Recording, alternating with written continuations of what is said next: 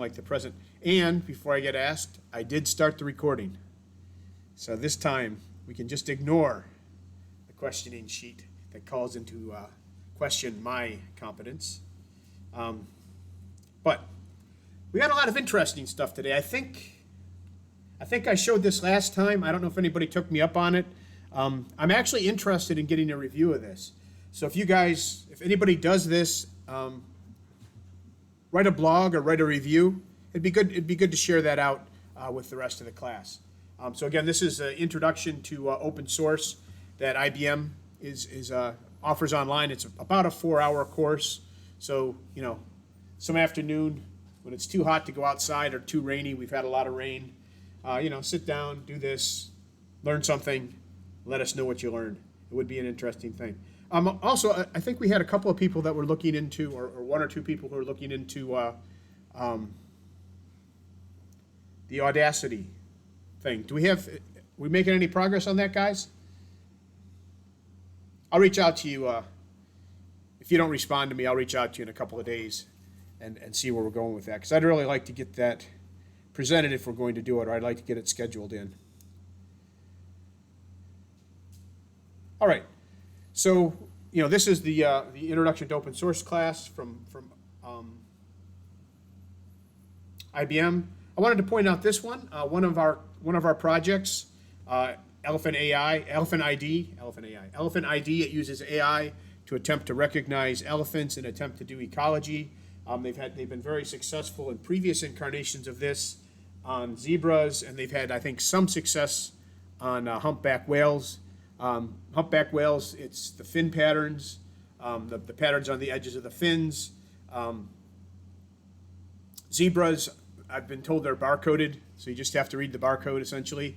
And elephants, among other manual measurements, they're also looking at the contours of the ears.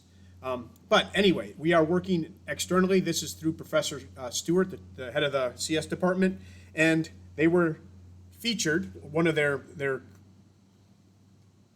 collaborators, one of the leaders of the project at Caltech, was featured on a tweet. Go on, check it out. It does give you a little bit of insight into what they're doing and some of the people that are actually working on it. And it's an example of our projects going, or us being involved in projects beyond the RPI campus, which is really kind of cool. So anyway, I thought this was brought to my attention. I think this was posted by one of the Forge VTT guys. So in our, was it the random channel maybe?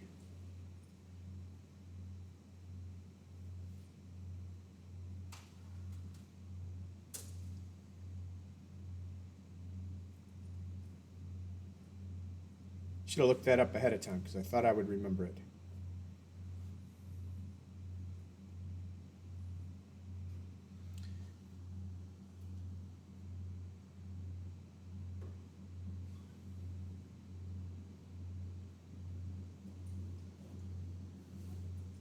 Anyway, regardless, that was an interesting little post, interesting little tweet. Showcases one of our projects. So some of the things we're doing are actually going to, perhaps save wildlife in Africa. And we've had a couple of good projects on that vein. We've had some citizen water monitoring applications for down in Africa and a few other things. So this is kind of a good one. Just kind of check it out, read about Elephant ID, read what they're trying to accomplish. If you're doing Call for Code, I don't know if anybody has signed up for that, but Call for Code is coming to an end. You have until Saturday, July 31st at 11:59 p.m. to do your last Pacific time, to do your last kind of check-ins. So I wanted to make sure that everybody knew about that and was prepared for it.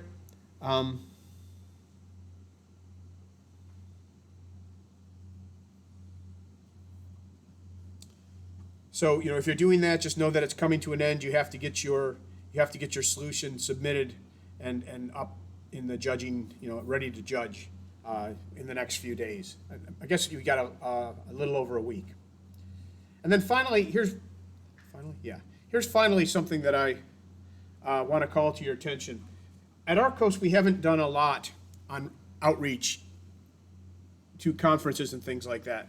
But there is a conference that runs every year. I generally go to it, called the ACM Technical Symposium on Computer Science Education, and it's actually referred to as SIG-CSE, Special Interest Group on Computer Science Education. I go there every year.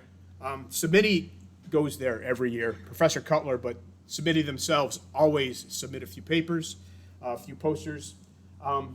We have an opportunity. This would primarily apply to our projects that have gone on for a little bit of time, more than ones that started this semester. Although if you have a good story, we can probably work that in as well. But if you're interested, here are some important dates. There are 3 types of ways that I would recommend. There are multiple ways to participate, but if you want to actually submit something to the conference, there's 3 main ways that I would recommend doing it. The first one is a paper. So if you have results, if your mature project, you've been ongoing for a while, you have some results, you have hopefully some quantitative results, although case studies, analyses of what went right and what went wrong with a specific project are also in scope. But then you can write a paper. Now, the only problem with the paper is there's a 250-word abstract due on the 6th, and a full paper, everything polished with references, due on the 13th. So that deadline is coming up fast. The paper is 6 pages of text and 1 page of references, up to 1 page of references. That's kind of the high bar for what we want to do. It'd be great if anybody has something they want to go talk about in there, and I'd be happy to talk to you about it if it makes sense. But that is the one that I expect people to be least interested in. On the other hand, in the call for participation, there's 2 other things that are kind of interesting, and they kind of go together. And they are posters and student research competitions. Okay, and both of these are essentially posters. They ask you for an extended abstract. They have a format, so basically it's a description of what your poster is going to be about. And I think actually in the 2-page submission, the first page is what's actually going to get published. It's 1 page describing what your project is, what it did, etc. And then the second page is other things you want to tell the judges, like what your poster is going to look like, or maybe even a mock-up of the poster. That's not due till October 8th. So, a lot of your projects, again, particularly projects that have been around for a couple of semesters, you may have results. And the posters are also places to discuss results, to discuss ongoing efforts in order to get feedback. So if you have a project that might be looking for feedback, maybe you're doing, for example, I know that we have a couple of tutoring applications. If you want to get this out to other people, or you have something like a poll buddy, where what you're trying to do is replace iClickers, an in-class method of doing polling. These are things that may be of interest. Now, I'm not positive they're of interest. I don't submit a lot of posters to these conferences.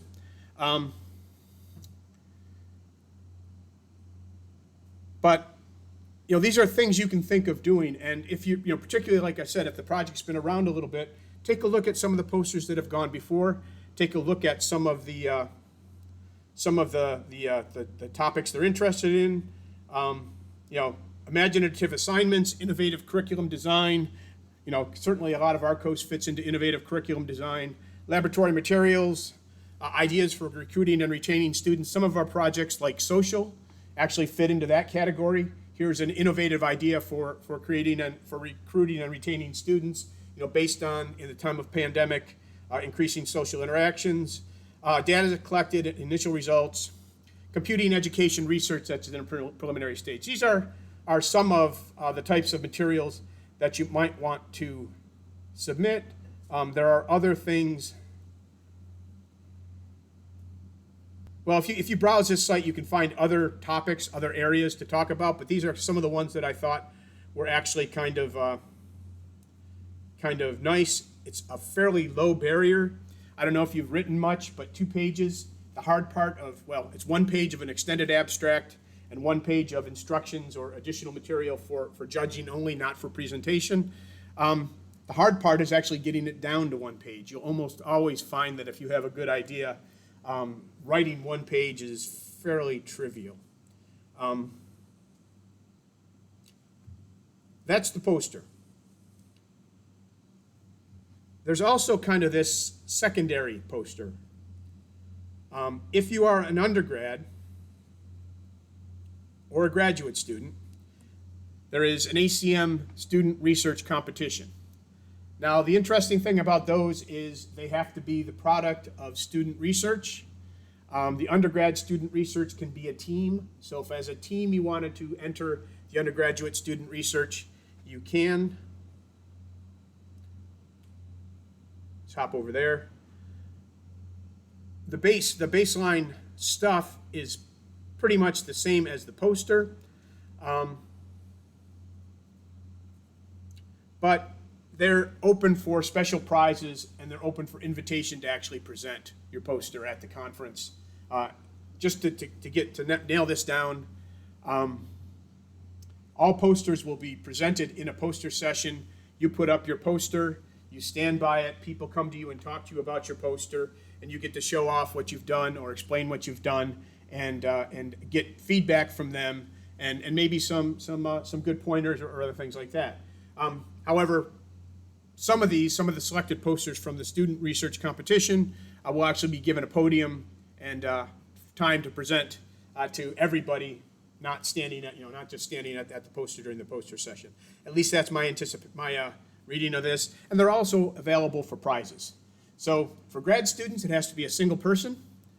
For undergraduates, and this includes work of a graduate student that was done while they were an undergraduate within the first year of their graduate studies. You can read all the details on there. So if you're just getting out, that's also something to consider. That has to be a single for undergraduate and recent graduates. That has to be a team, student team. So basically, the cool thing is that cuts me out. That doesn't mean that I'm not here to help. That doesn't mean that Evan won't help guide you. That doesn't mean that we can't talk to Evan about the submittee posters that have gone before or any of that stuff. It just means that it's your work, not my work. You guys present it. And I think that's a good thing. Anyway, I just wanted to throw that out. I think that it would be good for RCOS to do more of these things, and I'm going to be pushing this. I may even submit something myself on RCOS. What I generally participate in this conference is there is a group of open source, an open source teaching group called Teaching Open Source. They run things called Posse, which is peer tutoring to professors to help them teach open source. And they often run what's called a bird of a feather conference. It's about 2 hours of people interested in the topic getting up and sharing experiences. That's normally one of the things that I participate in this, or a workshop. Anyway, you can win $500, $300, and $200, or $200 if you win a prize during the student competition. So the cool thing is this year this is in Providence, Rhode Island, so it's not far. We have a little bit of money on RCOS for travel. We can see what we can do about that. There's also, if you're a member of ACM, SIG-CSE will sponsor some student travel. So if you're thinking about doing this, Providence is not that far away. I drove there for an Elton John concert one time. Not my choice. He's okay. I like Elton, but I'm more into the metal guys. It's a drive away. It's not a big commitment. The only thing you would be committed is that if your poster is accepted, you will go there and actually present. And we can work with you to try to find, either through SIG-CSE or through the department or through. I don't have any commitment from the department, but we will press them for it if we can't do it under RCOS. And generally, by the way, we have sent people to this and to Grace Hopper before. So I can't send all of you, but if you get a poster in there, we will do our best to get you there. All right, any questions?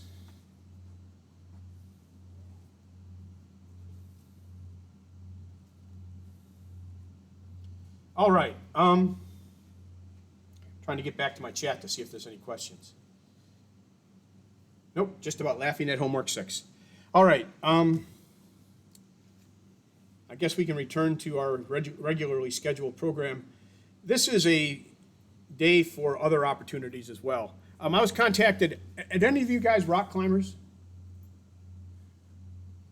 Oh man, you're killing me here. Online, save me. Any of you guys rock climbers?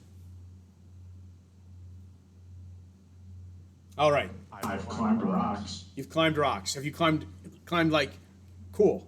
Like, these are the guys. There's a nice climbing site at Thatcher Park, and it's like real rocks. It's not like wall climbing inside with air conditioning.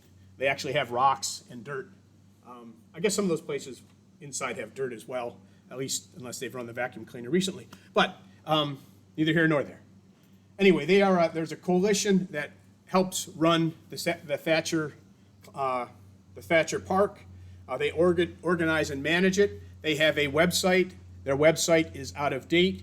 You can see the website. I've tried to navigate through it, and depending on what browser I use, some things work and some things don't work. But this is their website. They are actually looking for help redesigning and fixing their website. And the cool thing is, while I am sure they would love to have somebody do it as an RCOS project, and it's something that we will bring up in the fall semester, they're also willing to talk about paying you guys. So if you're interested in learning or hopefully knowing and applying what you know to building a website for a nonprofit organization, we would be happy to have it as an RCOS project. We would be happy to have it as an open source project that we can refer to, or we would be happy to do whatever they need to do to get it online, so long as they're paying you guys. And the information is in the slides. I'm also going to post it.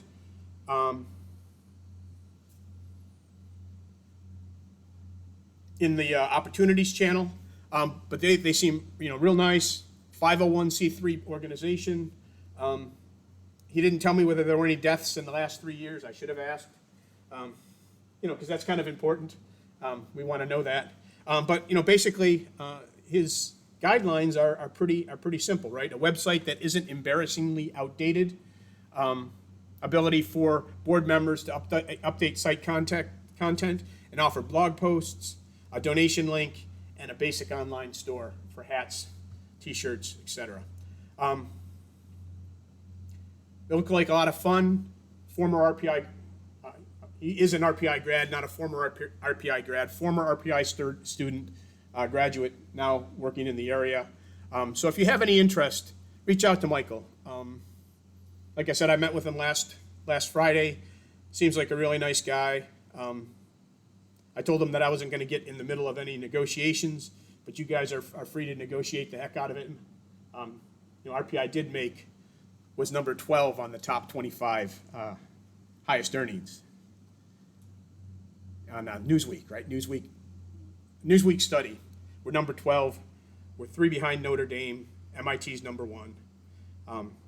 The surprising thing, or maybe not so surprising, is that almost all of those places either had very substantial legal colleges, so lots of lawyers, or they were technical universities with lots of engineers.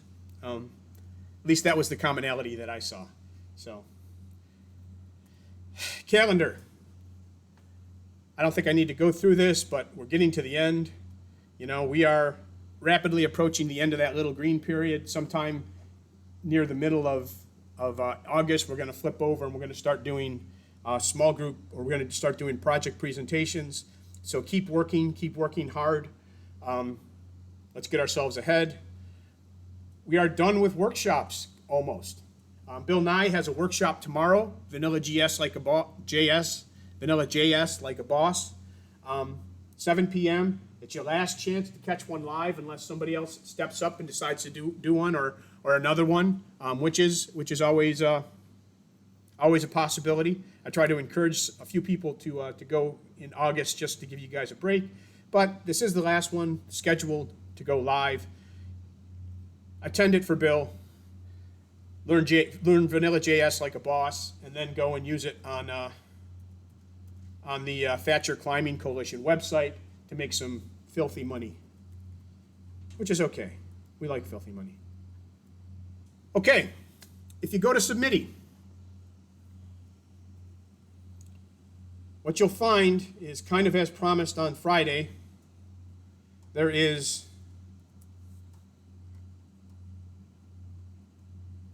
a new gradable up. Okay, and the new gradable is called the Mid-Year Commit Summary. This is not for a grade, right? It's optional whether you submit or not, but a lot of you will come to me in a week or two and ask me how you're doing. And I'll ask you, did you give me your commit summary so I could evaluate it? And if you say no, I'm going to say, I don't know.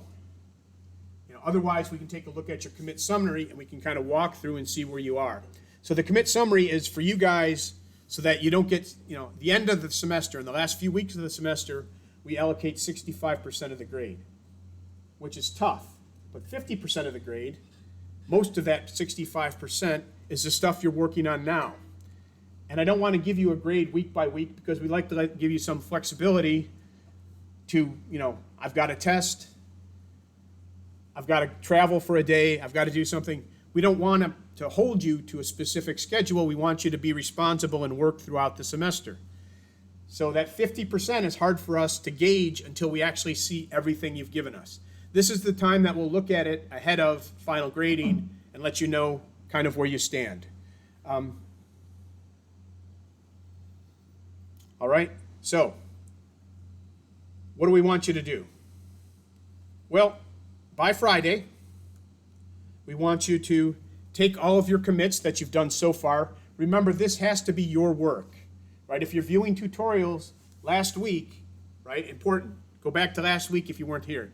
Last week, I showed you how to cite material that you're using, right? If you're doing a tutorial, if you're in a learning mode, there is a way to include that in what you're doing, but you have to turn it into an open source contribution that other people can benefit from. Not just it's now in my mind and I benefit from it. Okay, so go back and look at that from last Friday.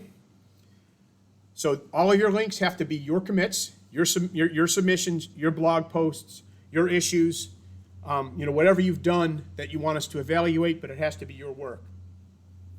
This should be that little section at the end of each of one of your status updates. I think there will be 4 of them, 5 of them by that point. So you should be able just to go in and grab those links from your update, put it into a file, and submit it to Submitty. It might look something like this, right? This is my file, Wesley Turner, my project, my commits. This is a command line that generated the commits for me, and then these are my commits, my recent commits to the unknown repository. This is all we're looking for, is this side of the page. There are some things you can do to get this automatically. If you have your repository on your machine and you have git and sed, which are 2 really common Linux commands, you can get them for Windows as well. If you have WSL2, you have them. Right? You run this command, git log -- author, your name or email, the thing that you want to be, that you're that you log into, that identifies you on GitHub. Oh, you need grep too.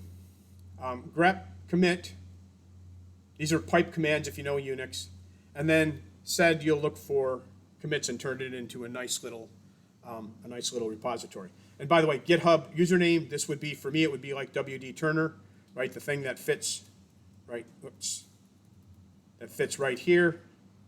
And then project, GitHub repo name, for me, this is UNK.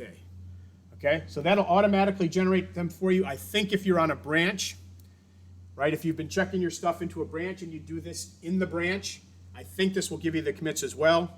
And Nia, one of our coordinators, has made a nice little Discord post. If you follow that link,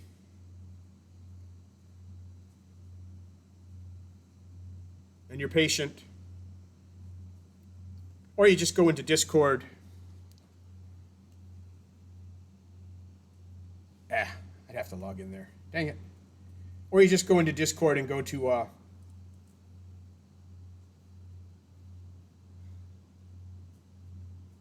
off topic was there we go.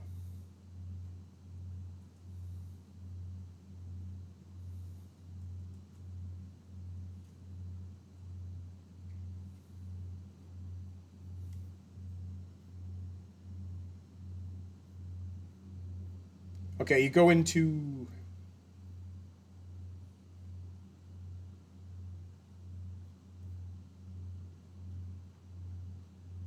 come on.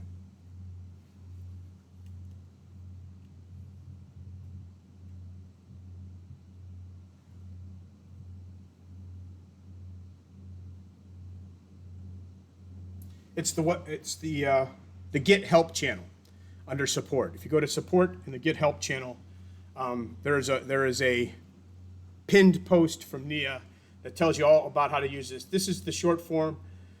This gets you all of your commits. There are ways to limit it to certain dates. There are ways to get just the last 5, however you want to do it. But this is the base command.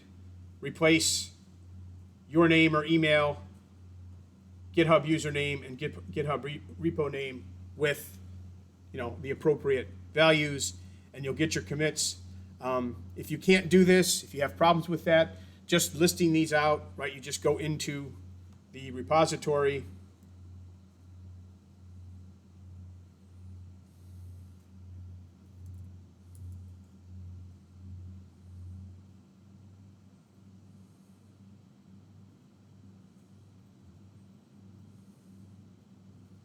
Right, and you can get your commits from here as well. Right, my 12 commits. Right, this is, you can just grab each one of these links individually, copy it and paste it. All right, so there's multiple ways to get this. Just get those, put them in a file, and then submit those to Submittee. We're going to review those. Your mentors and myself will look through them. We'll give you some indication of where you stand. But we're also going to open this up for peer review. So what does that mean? It means that everybody who submits will get assigned at least 3 people that have the ability to look at their submissions. And this is twofold, right? We want you to go in and we want you to look at other people's submissions because it's going to give you confidence that you're either on track or not on track, right? If you not only see your own stuff, but you see other people's stuff, that's helpful to you to know where you stand, right? Am I doing nominal work? Am I doing what I'm supposed to be doing? The other thing is we want you to leave feedback for them, telling them how you think they're doing, right? And again, we're going to guarantee that they have at least 1 and probably two reviews between myself, Evan, and the mentors. But you guys can go in and review as well and leave them comments and leave them marks. It will be blinded. They won't be able to see who you are. They'll just be able to see your comments and your scores. I've only done this once. This is a little bit different than the way I did it before, so we'll see how this actually works. But hopefully at the end, you guys will have between 2 and 5 reviews of your work, and everybody will know where they stand, and everybody will say, wow, I've done a lot of work. Now I just have to keep it up for another 4 weeks. Thank you, Nia. Okay, a tweaked version of the command that works for get branches. So we'll try to get that information to you as well. So guidelines. Like I said, your grade for this is the class participation grade, and we're going to assign that at the end of the semester. So this is an interim mark just to tell you if you're on track or not. We're going to use the same basic method, the same kind of ranking to get that final mark, but this is not going to actually count for a grade. It does, however, let you know where you are. There are 3 parts to the review. Each part has a score from 5 down to 1, where 5 is excellent and 1 needs work. There's also a 0 if you didn't do anything. In the number of commits, right? 5 more than 3 commits per week. That's just number. It doesn't speak anything about the quality. 3 at or about 2 commits per week. That's nominal, right? That's, on average, that's where people are probably at. And then 1 is less than 1 commit per week. Quality, kind of similar. 5, all of your, or most of your submissions have substantial numbers of lines and files, so you're not just checking in, a really small change in a very small comment in a file. 3, either fewer number of lines or fewer files, maybe 100 commits, but it's only 1 file, or 100 lines, but it's only 1 file, 10 lines over multiple files. And these are kind of squishy guidelines, right? If you're writing documentation from scratch, that's really easy, right? I'm telling you that 250 words is nothing for an abstract, right? If you write 250 words in a README file, that's a good submission. We need those submissions, but 250 lines of code are harder, right? So we'll balance it out a little bit. If you're doing some hard code stuff, we're not going to be as strict on how long these have to be, just to kind of give you an idea. And then 1, very few lines or very few files. Tweaking small typos in comments is not substantial or hard, right? So those are kind of the trade-offs. And then finally, there's an overall. If you did lots of commits and lots of lines, overall you're going to be great. Lots of commits or lots of lines, or even you're just making regular progress. You've committed every week. You've done something every week. You're demonstrating a commitment. That would be kind of the nominal. And then 1, few commits and few lines and sporadic. So that's kind of where we stand. That's kind of the guidelines. We want to be honest with you guys because now you still have time to fix it, right? We still have a third of the semester, a little more than a third of the semester to go. So you can go through and you can recover from a few bad weeks. But we do want to get you some feedback. Any questions on any of this?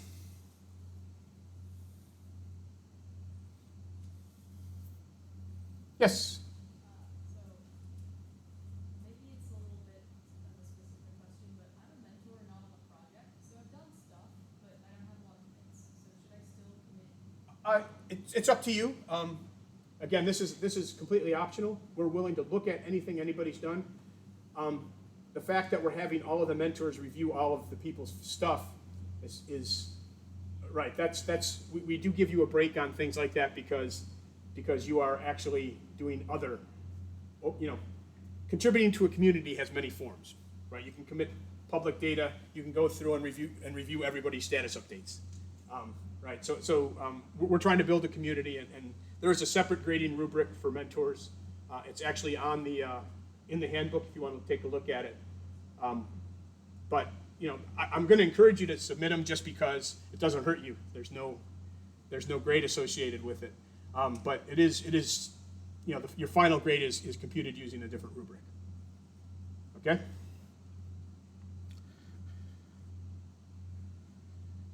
And the rubric is published. It's not super secret. I try not to be super secret on too many things. Mainly because I talk too much. All right. That's everything on this week's stuff. This slide's going to come up a lot. The next few weeks, please keep hitting it hard. Spend some time, a couple times a week, meeting with your groups. Make sure you have stuff to work on and generate contributions. At this point of the summer, what else do you have to do? Right? Go fishing and bring your laptop. Sit in the sun, get a little tan, or cover yourself with sunscreen like my wife and stay epically pale. Throw a line in the water. You don't even have to bait the hook. As long as there's a line in the water, you're fishing and you don't have to worry about anything stupid like catching something, right? Work on your laptop, get some commits in, bring some sunshades. Our grades are up to date, as far as I know. I don't think I have Friday's attendance in, but everything else is in, and we haven't graded the last status update yet. But everything else is up to date. Please pay attention to that. And here's our attendance. There's the magic attendance marker that will get you to venue. And while that's up there, let me find venue and get the magic.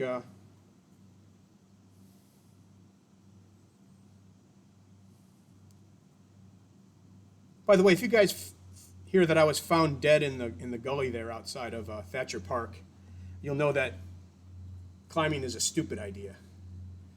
Hopefully they have classes, because all of a sudden it sounds like a really fun thing to do.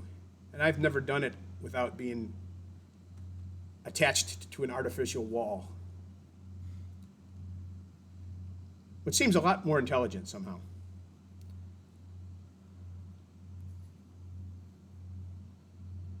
All right, here's our magical check-in thingy.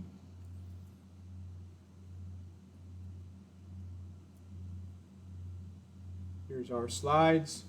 All right, you should be good. And how, 2:07, yeah, it takes me about 30 minutes no matter what I think. All right, I'm going to shut down the recording now. So if you have any top secret questions you want to ask me,